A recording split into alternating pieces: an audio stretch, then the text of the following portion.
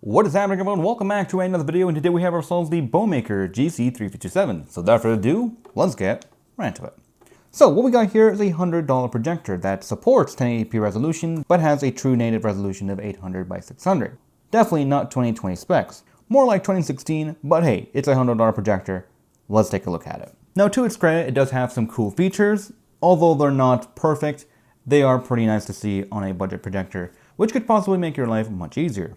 So on the top we have all the basic controls, all tactile buttons. We have the focus and keystone correction, and they are both nice and tight, not too wiggly, but fairly easy to adjust and do feel pretty good when doing so. Take a look at the back. We got an intake hole, we got a rear infrared sensor, as well as another one on the front. On the left side we'll find the intake hole as well as the power input. And the nice thing here is that the power adapter is built into this little tiny box, which is something that you don't usually see on small budget projectors like these. And being on the side here is useful if you plan to watch something on your ceiling. Moving on to the right side, we'll find the exhaust hole, audio out, AV in, a USB and SD card slot that allows you to play movies and videos using the built-in player. Now the built-in player here is not great. It supports a handful of basic file formats, and once you do actually get something playing on it, the player controls are kinda iffy.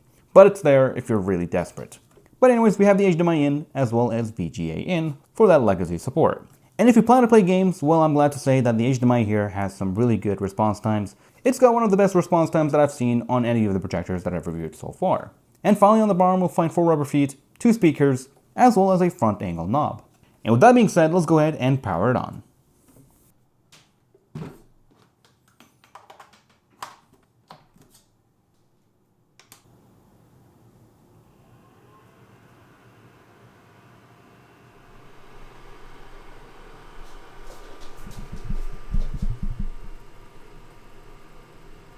So now that we got the projector plugged in, we are about 100 inches away from the wall. And with that, we are getting a 75-inch display.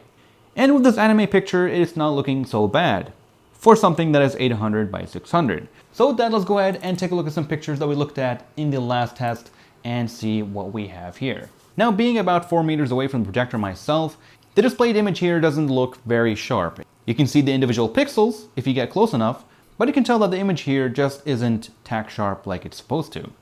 And yes, if you're wondering, I have adjusted the settings to get the most out of this projector, so feel free to copy this. So we got contrast at 60, brightness at 50, color at 70, and sharpness at 55. These are the most balanced settings I can find on my wall. Now my wall is a pure white, it's freshly painted, and this is what I found to be the best. And if you look at and compared to the other modes, here's what we have. We got video, which kind of just makes everything way too bright, way too contrasty, and you lose a lot of detail. Standard is kind of flat, it's kind of boring, very dim. Soft is just soft. And finally with user, things look a whole lot better, as you can see. And jumping into color temperature, we have medium, and I find that to be the best balance between the different colors. Finally, we have aspect ratio, and no, we do not have that option like we do in BOMAKER projectors, where you can set it to point to remove all the hue. The hue here does not exist, so you can just go ahead and set it to 16:9 or auto, and you are good to go here. And other than that, that's pretty much it. You can go ahead and adjust your sound balance settings. And for reference, this is what I have. The speaker here is not great, so I would definitely recommend having a pair of speakers plugged in. Now, surprisingly, at this price point, at this type of projector, you wouldn't expect it to have any more options, but it actually does, because you can not only plug in your speakers, but you can also pair them up through Bluetooth. And the latency here does not exist when you're plugged in through HDMI. However, if you're planning on casting something from your phone or laptop, then there will be noticeable latency inside the Bluetooth connection. And yes, I did say casting because this thing also has casting, again at this price point, which is pretty surprising. Now when it comes to Bluetooth mode, you can have it set to auto, which will automatically connect to whatever Bluetooth speaker that is currently in pairing mode. Or you can go ahead and do it manually and set it up that way. So anyways, let's go back and take a look at some more pictures. So we got this one right here. Colors are pretty okay. I kind of balanced it. Now, if you really want to pump up the colors, then you can definitely do so by pushing up the color to maybe 80%. And anything higher, then you'll get something that just doesn't look good.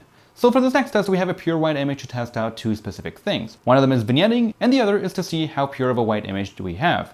And I have to say, it's actually not bad, especially with the settings I have set. It looks relatively white, and other than the noticeable vignetting on this displayed image, it's not terrible for this little cheap projector. For the next one here, we got some foliage. And honestly, this looks like a pretty good image. It's not great by any means, but for a $100 projector that happens to be running a resolution of 800 by 600, it's honestly doing a pretty good job. Next up, we got the focus test, and basically things are looking pretty good. They're sharp, They're in focus. We can see the individual pixels, which is a good thing and a bad thing. Next up, we got some Assassin's Creed. Pretty busy, but still looking pretty good. And finally, we have this scene from Blade Runner. And I usually use this image to take a look at the actual contrast levels. And I think I've done a pretty good job with the settings that I've set. Things are looking pretty good here.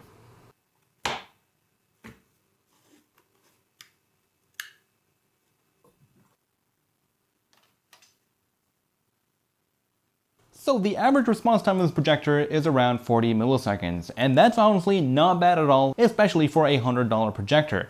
The fastest projector that I had was actually the V600 that was sitting at around 45 milliseconds, so this thing is pretty good. So using a mouse with this projector is not going to be a complete painful mess, and you can definitely play some games.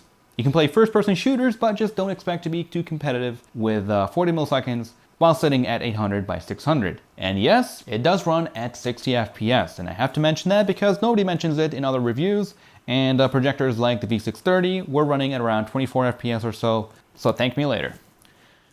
Alright, so the last feature I want to talk about here would have to be the built-in screen mirroring option. So we go ahead and jump into the input settings, select screen mirroring, which will bring you to the screen where you can see that can connect to different devices. Now just keep in mind that it's going to be very finicky depending on what device you use.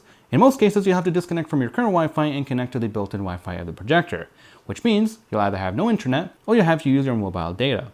If you're on a computer, at least with Windows 10, it's fairly simple, and jump to the notification options, click connect, which then you'll see the projector as an option, labeled C9C43A. Click connect, you'll see this little bar, it'll say connecting in progress, and there you go.